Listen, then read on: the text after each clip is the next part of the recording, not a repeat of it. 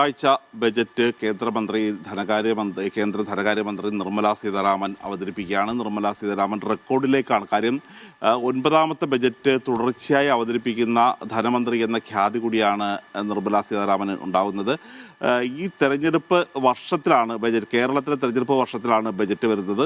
സാധാരണ ഈ ബജറ്റ് അവതരിപ്പിക്കുമ്പോൾ ഈ സമീപകാലത്തായി നാം കാണുന്ന ഒരു ട്രെൻഡ് എന്ന് പറയുന്നത് തന്നെ ഈ തെരഞ്ഞെടുപ്പ് നടക്കാൻ പോകുന്ന സംസ്ഥാനങ്ങൾക്ക് വാരിക്കോരി പദ്ധതികൾ പ്രഖ്യാപിക്കുന്ന ഒരു രീതിയാണ് കാണുന്നത്. അതുകൊണ്ട് കേരളം നിരന്തരം ആവശ്യപ്പെടുന്നതാണ് കടപരിധി എടുക്കുന്നത് വർദ്ധിപ്പിക്കണം, കൂടുതൽ തുക കേരളത്തിന് വകയിരുത്തണം. കാര്യം കേന്ദ്ര ധനകാര്യ കമ്മീഷൻ പലപ്പോഴായി കേരളത്തിന് അനുവദിക്കുന്ന തുക വെട്ടിക്കുറയ്ക്കുകയാണ് ചെയ്യുന്നത്. അതിന് അവർ കാരണമായി പറയുന്നത് ബീഹാറോ യു.പിയോ മധ്യപ്രദേശോ പോലെയല്ല, കേരളം പല രംഗങ്ങളിലും വലിയ തരത്തിലുള്ള ഒരു ഉന്നതി നേടിയ സംസ്ഥാനമാണ്. ആരോഗ്യരംഗത്തായാലും വിദ്യാഭ്യാസ രംഗത്തായാലും കേരളത്തിന് മറികടക്കാനാവാത്ത തരത്തിലുള്ള റെക്കോർഡുകളാണ് കേരളം സൃഷ്ടിച്ചിരിക്കുന്നത്. സ്വാഭാവികമായും അങ്ങനെ ഒരു സംസ്ഥാനത്തിന് കൂടുതൽ തുക അനുവദിക്കേണ്ടതില്ല, മറിച്ച് കൂടുതൽ തുക പമ്പ് ചെയ്യേണ്ടിയിരിക്കുന്നത് ഇത്തരത്തിൽ വികസനം ഇനിയും എത്താത്ത സംസ്ഥാനങ്ങൾക്കാണ് എന്നുള്ള ഒരു കാഴ്ചപ്പാടാണിത്. ഇപ്പോൾ ധനകാര്യമന്ത്രി കെ.എൻ. ബാലഗോപാൽ അടക്കമുള്ളവർ കേന്ദ്രത്തിലെത്തി അവർ സൂചിപ്പിക്കുന്നത് കേരളം കൈവരിച്ച നേട്ടങ്ങൾ കേരളത്തിനെ ശിക്ഷിക്കാൻ വേണ്ടി ഒരു കാരണമായി കാണരുത് എന്നുള്ളതാണ്. അതുകൊണ്ട് തന്നെ കേരളത്തിന് അർഹമായ രീതിയിൽ തുക നൽകണം. ഈ 16ാം ധനകാര്യ കമ്മീഷനാണ് ഇനി കേരളത്തിന് തുക നൽകാനുള്ളത്. ആ തരത്തിലുള്ള തുക കേരളത്തിൽ ഉണ്ടായിരിക്കണം എന്നുള്ളൊരു കാര്യം തന്നെയാണ് സൂചിപ്പിച്ചത്. മാത്രമല്ല ഈ വിഴിഞ്ഞം, കൊച്ചി മെട്രോ, വല്ലാർപാടം ടെർമിനൽ തുടങ്ങിയ 2ാം യു.പി.എ സർക്കാരിൻ്റെ കാലത്തും 1ാം യു.പി.എ സർക്കാരിൻ്റെ കാലത്തും കൊണ്ടുവന്ന ഈ പദ്ധതികൾക്ക് ശേഷം ഒരു വൻകിട പദ്ധതികൾ കേരളത്തിന് നൽകുന്നില്ല. മാത്രമല്ല പലപ്പോഴും വിഴിഞ്ഞം പദ്ധതി യാഥാർത്ഥ്യമാക്കാൻ വേണ്ടിയുള്ള തുക അനുവദിക്കുമ്പോൾ പോലും അത് ഗ്രാൻഡായിട്ടാണ് സാധാരണ വികസന പദ്ധതികൾക്ക് നൽകുന്നത്. കാരണം ഈ തുറമുഖം വരുമ്പോൾ അത് കേവലം കേരളത്തിന് മാത്രമല്ല ഒരു രാജ്യത്തിൻ്റെ എക്കണോമി തന്നെ വളരെയധികം മുന്നോട്ട് പോകുന്നതാണ്. ഒരു പുതിയ തുറമുഖം വരിക, അവിടെ മദർഷിപ്പ് വരിക, കയറ്റുമതി ഇറക്കുമതി അവിടെ നിന്ന് നടക്കുക. അപ്പോൾ സ്വാഭാവികമായും രാജ്യത്തിന് വളരെയധികം പ്രയോജനം ചെയ്തുകൊണ്ട് ഈ മേഖലയിലേക്ക് തുറമുഖം തുടങ്ങിയവ നിർമ്മിക്കുക കഴിയുമ്പോൾ ഗ്രാൻഡായിട്ട് നൽകണം എന്നുള്ളത് തന്നെയായിരുന്നു ആവശ്യം. പക്ഷേ ആ തരത്തിലുള്ള ഗ്രാൻഡായിട്ടല്ല, ഒരു വായ്പയായിട്ട് നൽകും എന്നാണ് പറഞ്ഞിരിക്കുന്നത്.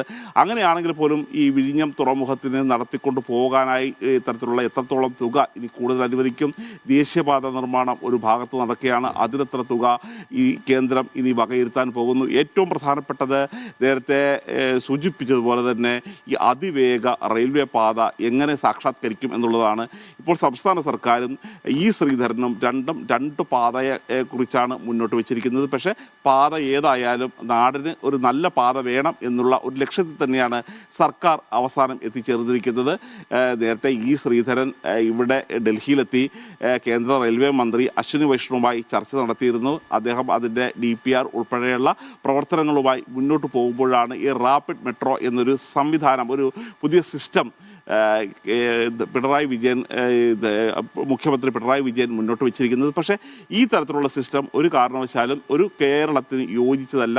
കേരളത്തിൽ എന്ന് വെച്ചാൽ കേവലം ഒരു തിരുവനന്തപുരം, കൊല്ലം അല്ലെങ്കിൽ ഏതെങ്കിലും തരത്തിലുള്ള ഷോർട്ട് ഡിസ്റ്റൻസുകൾ 2 ജില്ലയോ 3 ജില്ലയോ കൂട്ടിയിണക്കുന്നതിന് വേണ്ടി ഉപയോഗിക്കാവുന്ന ഒരു പാതയാണ് ഇത്. ഇത്രയും ദൂരം എങ്ങനെ ഉപയോഗിക്കും, എങ്ങനെ ഈ ട്രെയിൻ ഓടിക്കും എന്നുള്ള ഒരു ആശങ്കയാണ്.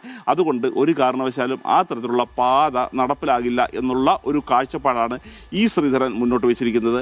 അതുകൊണ്ട് തന്നെ പക്ഷേ ഇപ്പോഴും സർക്കാർ പറയുന്നത് പദ്ധതി ഏതുമായിക്കോട്ടെ, പേരെന്തുമായിക്കോട്ടെ, രീതി എന്തെങ്കിലും ആയിക്കോട്ടെ, അതിവേഗത്തിൽ കേരളത്തിൽ തെക്ക് വടക്ക് ഒരു പാത വേണം എന്നുള്ള കാര്യമാണ് പറയുന്നത്. ഈ പാത നടപ്പിലാകുമോ എന്നുള്ളൊരു കാര്യമാണ് ഇനി പ്രധാനമായും കണ്ടറിയേണ്ടത്. ഇത്തരത്തിലുള്ള ഒരു വമ്പൻ പ്രഖ്യാപനങ്ങൾ ഉണ്ടാകുമോ എന്നുള്ളത് തന്നെയാണ്. കേരളപ്പിറവി ദിനം ആഘോഷിക്കുന്ന 50ാമത്തെ വർഷം തന്നെയായിരുന്നു കേരളത്തിന് എയിംസ് ഉണ്ടാകും എന്നുള്ളൊരു പ്രഖ്യാപനം നടത്തിയത്. ഓരോ ബജറ്റ് വരുമ്പോഴും കേരളം ഏറ്റവും കൂടുതൽ ആകാംക്ഷയോടെ കാത്തിരിക്കുന്നത് ഇത്തവണ എയിംസ് അനുവദിക്കുമോ എന്നതാണ്. നമുക്കറിയാം ഈ ബീഹാർ പോലത്തെ സംസ്ഥാനങ്ങളിൽ 2 എയിംസ് അനുവദിച്ചിട്ട് പോലും കേരളത്തിന് ഒരു എയിംസ് പോലും അനുവദിച്ചിട്ടില്ല. മറ്റു പല സംസ്ഥാനങ്ങളിലും കേരളത്തിൻ്റെ അയൽ സംസ്ഥാനങ്ങളിലെല്ലാം ഇത്തരത്തിലുള്ള എയിംസ് ഇതിനകം തന്നെ നടപ്പിലാക്കി കഴിഞ്ഞു. നേരത്തെ പറഞ്ഞതുപോലെ തന്നെ ഒരു മാനദണ്ഡമാണ്. ആരോഗ്യരംഗത്ത് കേരളം മുന്നോട്ട് പോയിരിക്കുന്നുണ്ട്. അതുകൊണ്ട് സ്വാഭാവികമായും കേരളത്തിന് ഉള്ള എയിംസ് വൈകിപ്പിക്കുകയാണ്. പക്ഷേ കേന്ദ്ര സഹമന്ത്രി സുരേഷ് ഗോപി പറഞ്ഞിരിക്കുന്നത് എയിംസ് എന്തായാലും ഉണ്ടാകും, അത് എവിടെ വേണം, തൃശ്ശൂർ വേണോ അതോ ആലപ്പുഴയിൽ വേണോ എന്നുള്ളൊരു കാര്യത്തിൽ മാത്രമാണ് ആശയക്കുഴപ്പമുണ്ടാകുന്നതാണ്. പക്ഷേ അദ്ദേഹം തന്നെ ഈ ഓരോ ജില്ലകളും പറഞ്ഞ് പിന്നീട് ജില്ലകൾ മാറ്റി പറയുന്ന ഒരു കാഴ്ചയാണ് നാം കാണുന്നത്.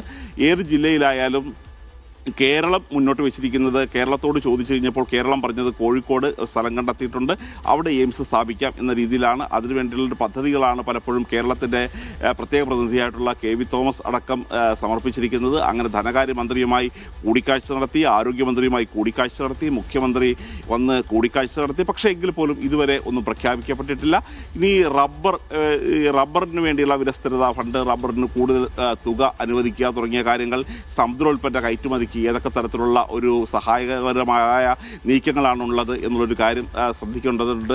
മാത്രമല്ല ഈ ട്രംപിൻ്റെ തീരുവ ഭീകരത കൊണ്ട് ഏറ്റവും കൂടുതൽ ആക്രമണം നേരിട്ട, ഏറ്റവും കൂടുതൽ സാമ്പത്തികമായി തിരിച്ചടി നേരിട്ട ഒരു സംസ്ഥാനമാണ് കേരളം. കാര്യം കൊച്ചിയിൽ നിന്നാണ് ഇത്തരത്തിലുള്ള സമുദ്രോൽപ്പന്ന കയറ്റുമതി വളരെ ശക്തമായിട്ടുള്ളത്. അതുകൊണ്ട് തന്നെ കേരളം, കൊച്ചി കേന്ദ്രീകരിച്ചുള്ള കേരളത്തിലെ ഏറ്റവും ശക്തമായ ഒരു കയറ്റുമതി വിപണിയാണ് ഇപ്പോൾ വലിയ തരത്തിലുള്ള ഒരു തിരിച്ചടി നേരിട്ട് ഒരു മുന്നോട്ട് പോകാൻ കഴിയാത്ത അവസ്ഥയിലേക്ക് എത്തിച്ചേർന്നിരിക്കുന്നത്.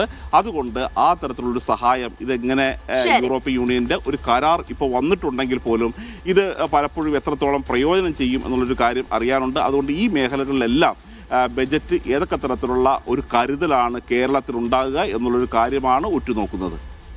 ഏതായാലും കേരളം ഉൾപ്പെടെയുള്ള സംസ്ഥാനങ്ങൾ വലിയ പ്രതീക്ഷയിലാണ്. വമ്പൻ പ്രഖ്യാപനങ്ങൾ ഉണ്ടാകുമ്പോൾ തന്നെയാണ് കേരളം ഉറ്റുനോക്കുന്നത്. ധനസുമോദാണ് വിവരങ്ങൾ നൽകിയത്.